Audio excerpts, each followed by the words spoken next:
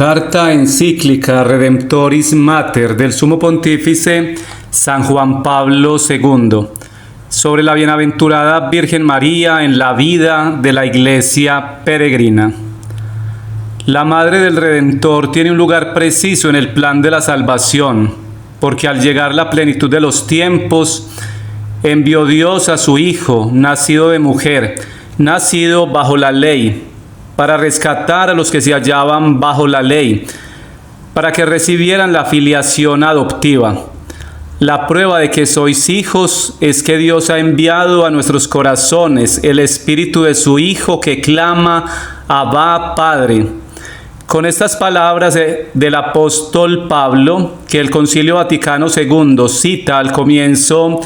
de la exposición sobre la bienaventurada Virgen María, deseo iniciar también mi reflexión sobre el significado que María tiene en el misterio de Cristo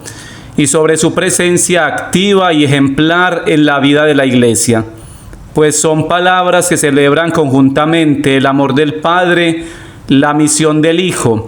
el don del Espíritu, la mujer de la que nació el Redentor, nuestra filiación divina en el misterio de la plenitud de los tiempos. Esta plenitud delimita el momento fijado desde toda la eternidad en el cual el Padre envió a su Hijo, para que todo el que crea en Él no perezca, sino que tenga vida eterna.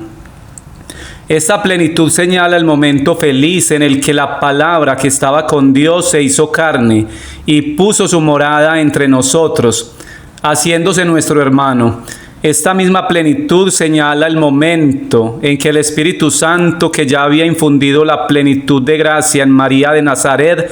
plasmó en su seno virginal la naturaleza humana de Cristo.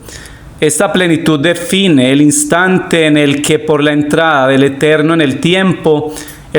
mismo es redimido y llenándose del misterio de Cristo, se convierte definitivamente en tiempo de salvación. Designa finalmente el comienzo arcano del camino de la Iglesia. En la liturgia, en efecto, la Iglesia saluda a María de Nazaret como a su exordio, ya que en la concepción inmaculada ve la proyección anticipada en su miembro más noble, de la gracia salvadora de la Pascua y sobre todo porque en el hecho de la encarnación encuentra unidos indisolublemente a Cristo y a María, al que es su Señor y su cabeza, a la que pronunciando el primer fiat de la nueva alianza, prefigura su condición de esposa y madre. La Iglesia, confortada por la presencia de Cristo, camina en el tiempo hacia la consumación de los siglos y va al encuentro del Señor que llega, pero en este camino deseo destacarlo enseguida, procede recorriendo de nuevo el itinerario realizado por la Virgen María, que avanzó en la peregrinación de la fe y mantuvo fielmente la unión con su Hijo hasta la cruz. Tomo estas palabras tan densas y evocadoras de la Constitución Lumen Gentium, que en su parte final traza una síntesis eficaz de la doctrina de la Iglesia sobre el tema de la Madre de Cristo, venerada por ella como Madre suya amantísima y como su figura en la fe, en la esperanza y en la caridad. Poco después del concilio, mi gran predecesor, Pablo VI, quiso volver a hablar de la Virgen Santísima, exponiendo en la carta encíclica Christi Matri y más tarde en las exhortaciones apostólicas Signum Magnum y Marialis Cultus, los fundamentos y criterios de aquella singular veneración que la Madre de Cristo recibe en la Iglesia, así como las diferentes formas de devoción mariana, litúrgicas, populares y privadas, correspondientes al espíritu de la fe. En realidad, aunque no sea posible establecer un preciso punto cronológico para fijar la fecha del nacimiento de María, es constante por parte de la Iglesia la conciencia de que María apareció antes de Cristo en el horizonte de la historia de la salvación. Es un hecho que mientras se acercaba definitivamente la plenitud de los tiempos, o sea, el acontecimiento salvífico del Emanuel, la que había sido destinada desde la eternidad para ser su madre, ya existía en la tierra. Este preceder suyo a la venida de Cristo se refleja cada año en la liturgia de Adviento. Por consiguiente, si los años que se acercan a la conclusión del segundo milenio después de Cristo y al comienzo del tercero se refieren a aquella antigua espera histórica del Salvador, es plenamente comprensible que en este periodo deseemos dirigirnos de modo particular a la que en la noche de la espera de Adviento comenzó a resplandecer como una verdadera estrella de la mañana, stella matutina. En efecto, igual que esta estrella junto con la aurora precede la salida del sol, así María desde su concepción inmaculada ha precedido la venida del Salvador, la salida del sol de justicia en la historia del género humano. Su presencia en medio de Israel, tan discreta que pasó casi inobservada a los ojos de sus contemporáneos, resplandecía claramente ante el Eterno, el cual había asociado a esta escondida hija de Sión el plan salvífico que abarcaba toda la historia de la humanidad. Con razón, pues, al término del segundo milenio, nosotros los cristianos que sabemos como el plan providencial de la Santísima Trinidad sea la realidad central de la revelación y de la fe, sentimos la necesidad de poner de relieve la presencia singular de la Madre de Cristo en la historia. Nos prepara a esto el Concilio Vaticano II, presentando en su magisterio a la Madre de Dios en el misterio de Cristo y de la Iglesia. En efecto, si es verdad que el misterio del hombre solo se esclarece en el misterio del Verbo encarnado, como proclama el mismo concilio, es necesario aplicar este principio de modo muy particular a aquella excepcional hija de las generaciones humanas, a aquella mujer extraordinaria que llegó a ser madre de Cristo. Solo en el misterio de Cristo se esclarece plenamente su misterio. Así por lo demás, ha intentado leerlo la Iglesia desde el comienzo. El misterio de la encarnación le ha permitido penetrar y esclarecer cada vez mejor el misterio de la Madre del Verbo encarnado. En este profundizar tuvo particular importancia el Concilio de Éfeso del año 431, durante el cual, con gran gozo de los cristianos, la verdad sobre la maternidad divina de María fue confirmada solemnemente como verdad de la fe de la Iglesia. María es la Madre de Dios, Theotokos, ya que por obra del Espíritu Santo concibió en su seno virginal y dio al mundo a Jesucristo, el Hijo de Dios consustancial al Padre.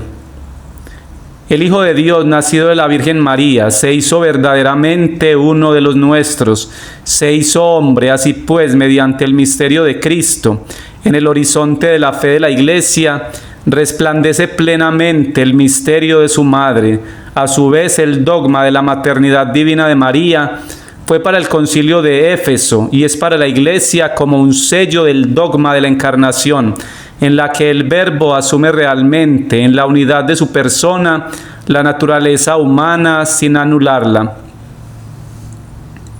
El Concilio Vaticano II, presentando a María en el misterio de Cristo, encuentra también de este modo el camino para profundizar en el conocimiento del misterio de la Iglesia. En efecto, María, como Madre de Cristo, está unida de modo particular a la Iglesia, que el Señor constituyó como su cuerpo. El texto conciliar acerca significativamente esta verdad sobre la Iglesia como cuerpo de Cristo, según la enseñanza de las cartas paulinas. A la verdad de que el Hijo de Dios, por obra del Espíritu Santo, nació de María Virgen, la realidad de la encarnación encuentra casi su prolongación en el misterio de la Iglesia, cuerpo de Cristo, y no puede pensarse en la realidad misma de la encarnación sin hacer referencia a María, Madre del Verbo encarnado. En las presentes reflexiones, sin embargo, quiero hacer referencia sobre todo a aquella peregrinación de la fe, en la que la Santísima Virgen avanzó manteniendo fielmente su unión con Cristo. De esta manera, aquel doble vínculo que une la Madre de Dios a Cristo y a la Iglesia adquiere un significado histórico. No se trata aquí solo de la historia de la Virgen Madre, de su personal camino de fe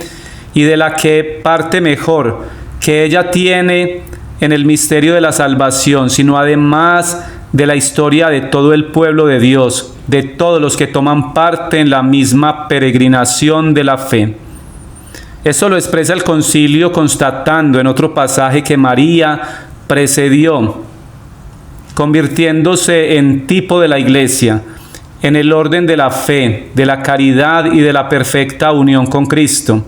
Este preceder suyo como tipo o modelo se refiere al mismo misterio íntimo de la Iglesia, la cual realiza su misión salvífica, uniendo en sí, como María, las cualidades de madre y virgen. Es virgen que guarda pura e íntegramente la fe prometida al esposo, y que se hace también madre, pues engendra una vida nueva e inmortal a los hijos concebidos por obra del Espíritu Santo y nacidos de Dios.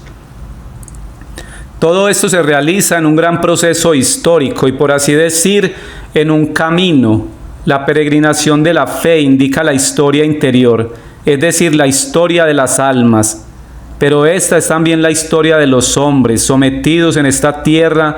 a la transitoriedad y comprometidos en la dimensión de la Iglesia. En las siguientes reflexiones deseamos concentrarnos ante todo en la fase actual,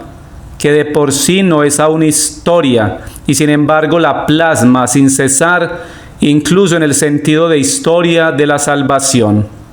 Aquí se abre un amplio espacio, dentro del cual la bienaventurada Virgen María sigue precediendo al pueblo de Dios. Su excepcional peregrinación de la fe representa un punto de referencia constante para la Iglesia,